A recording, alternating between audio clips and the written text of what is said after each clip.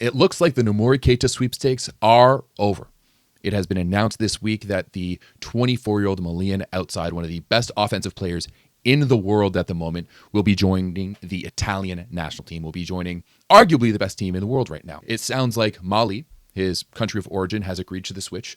It sounds like Keita will be given citizenship, and it sounds like they are aiming to have him to be a part of the team for the 2027 World Championships or World Cup or whatever the hell we're calling it these days. Now, this decision seems to have been made by Keita himself because, according to him, in an interview done earlier on this year, there was a number of countries, including France, that had offered him citizenship and a spot in their roster. Now, the FIVB has made changes to their naturalization rules just recently, as of February 28th. So first and foremost, you can only have a limit of 2 players who have been naturalized on your roster once that final roster is submitted for that particular tournament. If you are a player wishing to change a federation, you're going to have to live in that specific country for at least 3 years. So we couldn't have a Leon situation where he was playing in Italy and Russia before that, but then naturalizing to go play with Poland. And then the next big one, and I think this is going to be huge, is that there's going to be an absolute ban on changing a federation once you've represented a certain country. So once you've represented a country at juniors or youths or seniors at any level internationally, you are no longer allowed to switch your country that you're going to be representing. And I think that's going to be a big one because it means that the world's favorite training ground of Cuba will no longer get pilfered from all of their best players. So when we apply this to the Noumory Keita situation, it actually checks out, right? He's lived in Italy for the past 3 years, or more than the past 3 years, right? He's played for Verona since 2022. So he's been there since then. It sounds like the Italian government is going to be giving him citizenship. And more importantly, he has never represented Mali in any international tournaments. As far as I can tell, and from the research that I've done, he has never represented his country of origin in any official capacity. And I mean, this was something that even he himself brought up a little bit earlier this year when this was starting to go around. And he's like, just to clarify one thing, because I saw a lot of messages about my naturalization. I never played for Mali national team, specifically U17. They never had U17. I was with the senior for some competitions, but not official. So stop listening to the fake news. By the way, yes, I'm looking for a national team. I even started to apply. So let's see how it'll go. It sounds like, and I honestly haven't been able to find anywhere that he's actually ever represented Mali, other than maybe a couple of friendlies. So it sounds like he will be joining the Italian national team. There's a couple of things to talk about around this. First and foremost, Italy already has 2 naturalized players. Last year, we saw Kamil Rychlicki joined this roster. And at the same time, we also saw Francesco Sani join this roster as well. Now, Rychlicki grew up in Luxembourg and represented Luxembourg just as recently as 2019 in the European Championship qualification. And Sani grew up in the United States and he represented the U.S. in the 2019 U19 World Championships, and then also with the Senior B team at the Pan Am Cup and Norsika Final 6 as recently as 2022. So there's going to be some things to figure out there when it comes to Keita joining this Italian roster. I guess we're going to have to see, how that looks down the pipeline. But the next question is, where does Keita fit on this roster? Right? Italy is one of the best, if not the best team so far in the decade of the 2020s. They've got back-to-back world championships. They've got gold and silver at the European Championships, and they got 4th at the Olympics, which was which was their worst tournament of the past 6 years, and they still got 4th, right? This is one of the best teams in the world with arguably the best player in the world in Micheletto, and a roster that plays really, really well together, right? Everyone knows their role, and everyone knows what they need to do. Now, Keita has played on both pins. Right, this year we're seeing him play on the left side. Last year we saw him break records on the right side. To be perfectly honest, I don't really see him fitting in on the left side for Italy. The way Italy plays, you've got Micheletto as your go-to guy, and he's going to be the guy that is going to take not a lot of the offensive load because we've seen that they really move that ball around super well. But Micheletto is going to be that guy. So that P2 position really needs to be someone who passes well, who serves well, who isn't going to get a lot of volume, but needs to be able to still attack efficiently. And that's exactly what we see from all of the other P2s, right? Lavia, Botolo, Poro. These are all guys who play that P2 position very, very well. They pass well. They serve well. They can hit out a system. They understand the details of the game. And the details of the game is really what Italy clicks. It's really what makes them thrive and succeed long term. So for me, if he's going to fit, he's going to have to fit in the opposite position. Now, I don't think that's a huge stretch. He had one of the best offensive seasons of all time last year while playing on the opposite for Verona. And the idea of Italy having Micheletto on one pin and Noumory Keita on the other, with Gianelli running that offense, is just frankly fucking terrifying for everyone else in the volleyball world.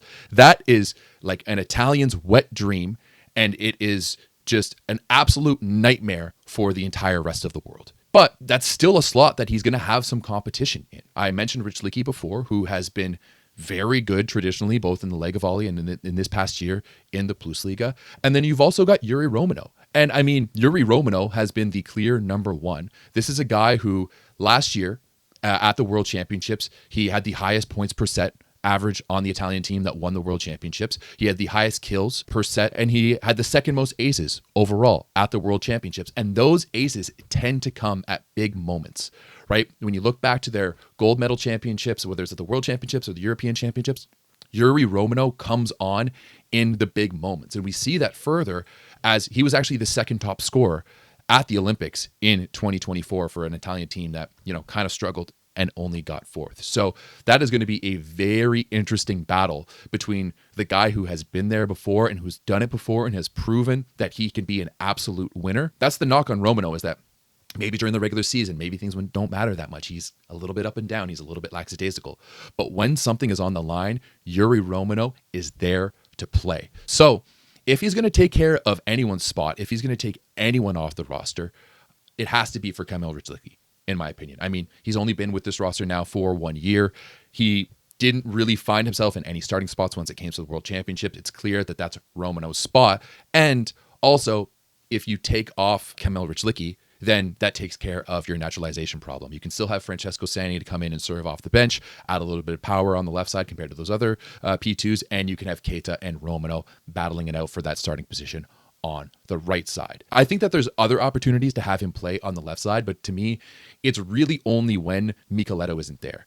I really don't see a world where, and I don't think De Giorgi would do this either, because it just messes up with all of Italy's flow and how they play the game. I don't see a world where you could have Micheletto and Keita start on the left side, because then that's going to give you a clear option for serve receive, and teams are just going to go after Keita all day long. But maybe in situations where Micheletto isn't playing or he's injured, like if he's injured, move him over, bring Romano in on the right, have someone passively be that too. And if he's not playing, like in the VNL or something, sure, let him swing away on the left side. But teams aren't built for VNL matches, right? Rosters aren't built for VNL matches.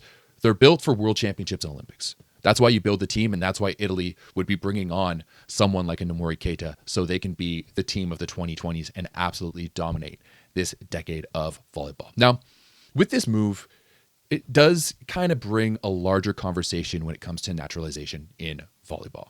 It's easy to point out that some of the best teams in recent years have all been bolstered by naturalized players, both in men's and women's volleyball, right?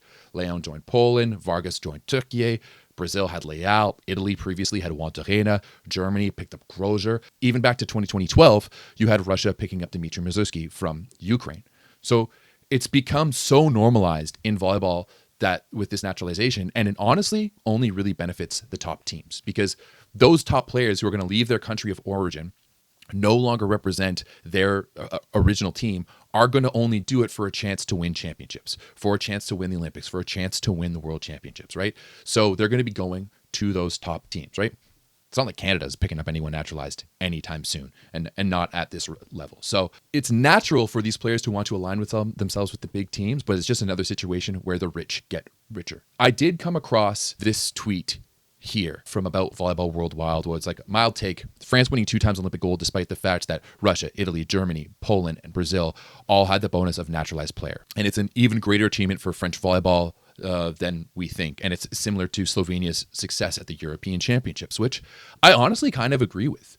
Teams like France and Slovenia, and to, like the United States, who have gone out and who have had success with all of their homegrown talent, is honestly a little bit more impressive than these teams who have gone out and their best players have grown up playing somewhere else, especially when it comes to the Cubans. Leal, Wantarena, Leon, Vargas, they've all represented Cuba at the biggest stages before. So I kind of agree with this take that it is a better look for teams like France and Slovenia who are able to grow their own and compete and win with their own as well. I mean, it was the same thing for Italy with their past two championships, their past two world championships, no naturalized players on those rosters. Now, of course, you're going to have like idiots like this guy, Vincenzo Cassio, even so, Chinyeze, the Senegalese guy, Angapeth, the Cameroonian, Luetzi from Maghreb, Grebenikov from Russia.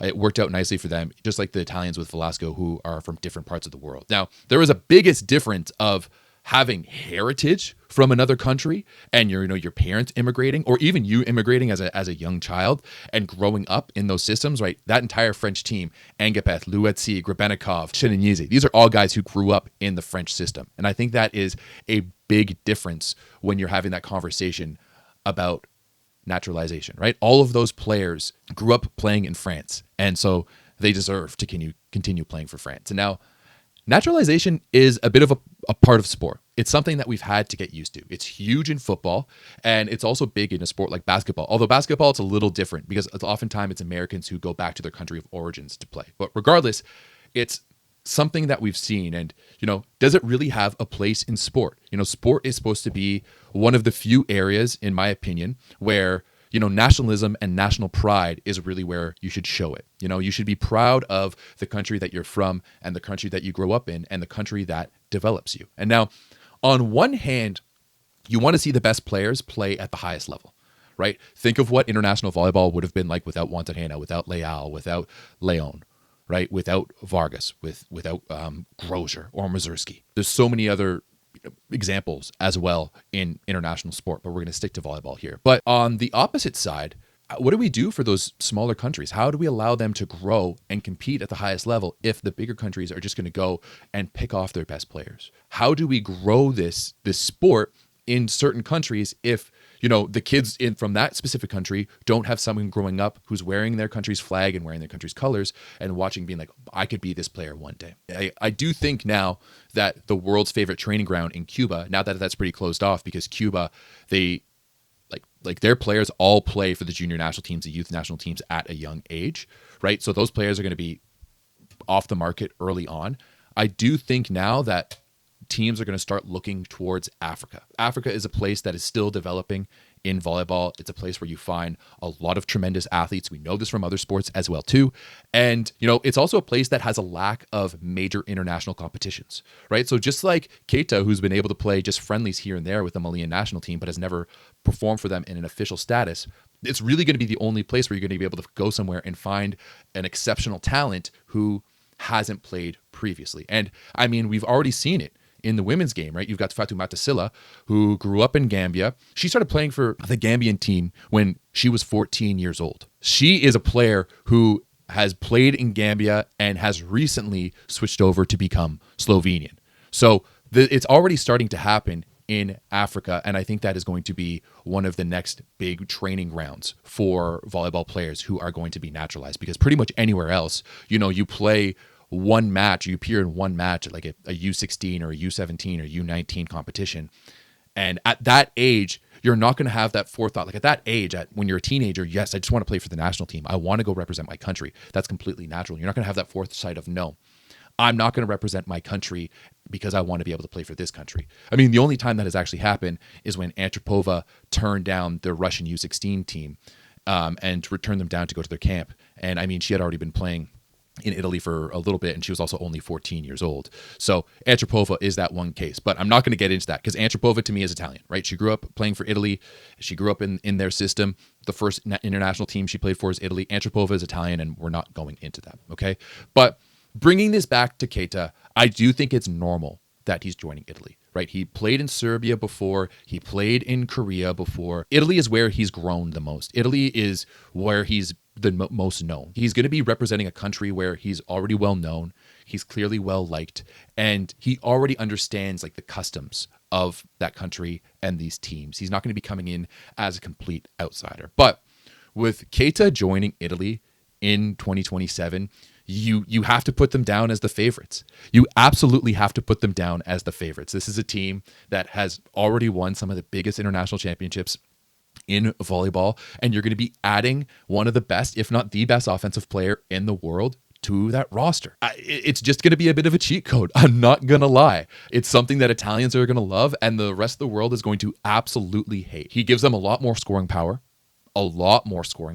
He gives them more depth, right? Another elite player added to another group of elite players. And he also just rounds out the way that they're going to play a little bit. In tough situations, you're not just going to have Micheletto to, chuck the ball to. You'll have Keita as well too. So for me, I am really interested to see what Noumory Keita is going to be able to do in this jersey, playing for the Azzurri. And honestly, it may mean another decade of dominance for Italy on the international level moving forward.